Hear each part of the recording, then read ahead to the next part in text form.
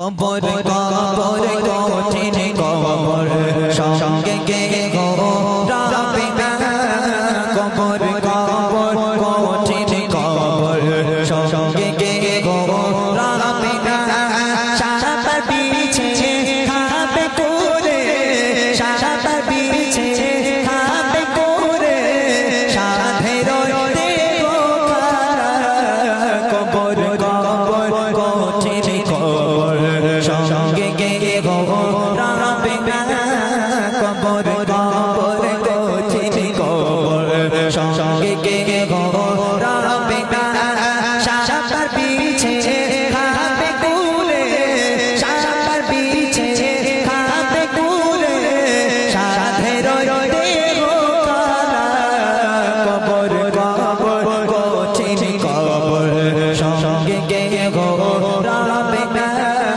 কবর কবর কঠিন কবর সঙ্গে গে গো রাবে না।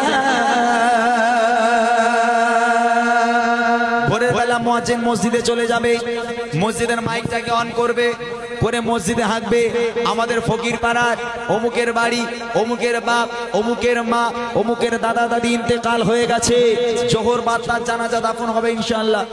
মুয়াজ্জিন হেঁকে দিল মসজিদে, কত মানুষ দৌড়ে দৌড়ে আসবে, কে মারা গেল কে মারা গেল, দৌড়ে দৌড়ে আসবে আপনার বাড়ি।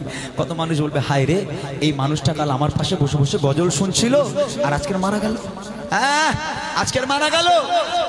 কত মানুষ আসবে আপনাকে দেখতে।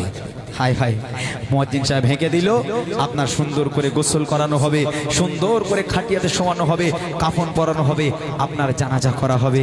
আপনি তো পৃথিবী ছেড়ে চলে গেলেন, দুনিয়ার বুকে থাকাকালীন তওবাও করতে পারলেন না, নামাজ পড়তে পারলেন না, ইবাদত বান্দেগি কিছুই করতে পারলেন না।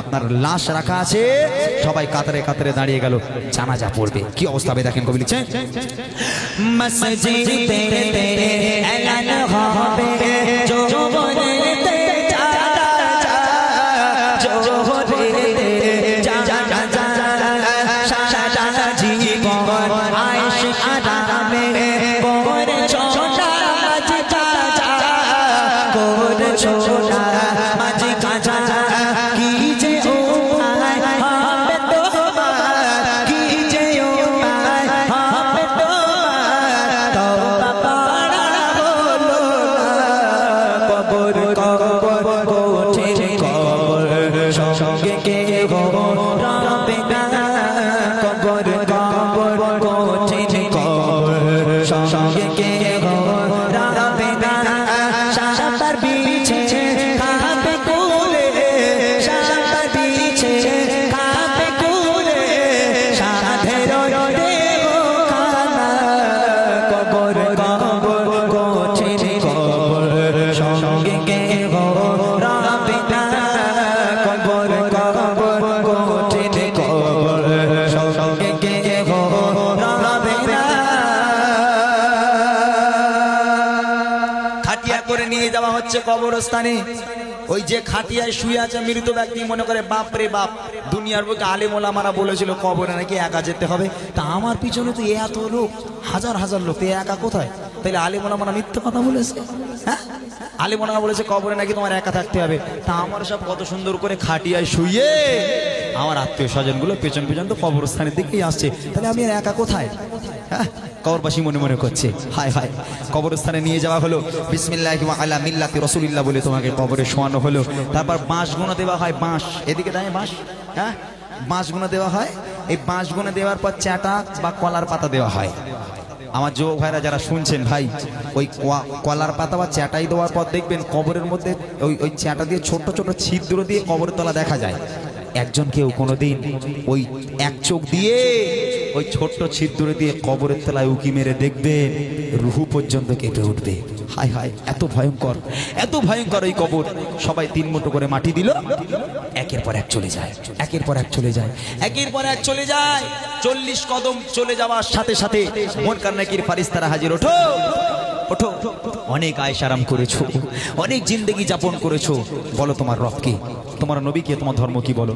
ঈমান আমাল থাকলে বলতে পারবো, ঈমান আমাল যদি না থাকে হায় আফসোস, হায় হায় আমি কিচ্ছু জানি না। এই মুনকার নেকির ফারিস্তারা সরে যাও, তোমরা সরে যাও, দূরে সরে যাও, তোমরা সামনে আসবে না, তোমাদের চেহারা দেখে ভয় হয়। মুনকার নেকির ফারিস্তারা তোমরা সামনে আসবে না, সরে যাও, হায় আফসোস আমি কিচ্ছু জানি না। মুনকার নেকির ফারিস্তারা বলবে আল্লাহ এই রিজেক্ট করা মাল। আল্লাহ বলবে তোরা চলে আয়। মুনকার নেকির ফারিস্তারা চলে যাবে, আল্লাহ ডাক দিয়ে বলবে কানা আর কালা দুই ফেরেশতা ঢোক। দুনিয়ার বুকে নামাজ কালাম পড়িনি, শুধু পিকনিক করে বেরিয়েছে, ডিজে চালিয়েছে। তোরা এবার যা, তোরা দেখতেও পাসনি, শুনতেও পাসনি, তোরা সবাই মিলে গিয়ে ওরে ডিজে বানিয়ে কবরের মাটি একটু কাঁপা, আমি আল্লাহ বসে বসে একটু দেখি। হ্যাঁ নামাজ পড়বে না, কবরের আযাব। কবরে বলে সাপ আসবে, হ্যাঁ কবরে সাপ বলে। আমাদের যুবক ছেলের মনে হয় হেলে সাপ, দাঁড়া সাপ, হাত দিয়ে ধরে এরকম ছুঁড়ে ফেলে দিল, আর কবরে সাপ এত ভয়ঙ্কর যে আমার এ করে দেবে। অত সোজা নয়, কবরে তোমার হেলে সাপও আসবে না, ডানা সাপও আসবে না। কবরে যে সাপ আসবে, ওই কবরের একটা সাপ যদি দুনিয়ার বুকে কোথাও একবার নিঃশ্বাস ফেলে, কাল কিয়ামত পর্যন্ত সে জায়গায় আর সবুজ ঘাস জন্ম নেবে না। এত ভয়ঙ্কর কঠিন হবে সেই কবরের সাপ। শেষ কথা কবি লিখছে দেখেন, মনে আসবে যখন কবরে, আসবে যখন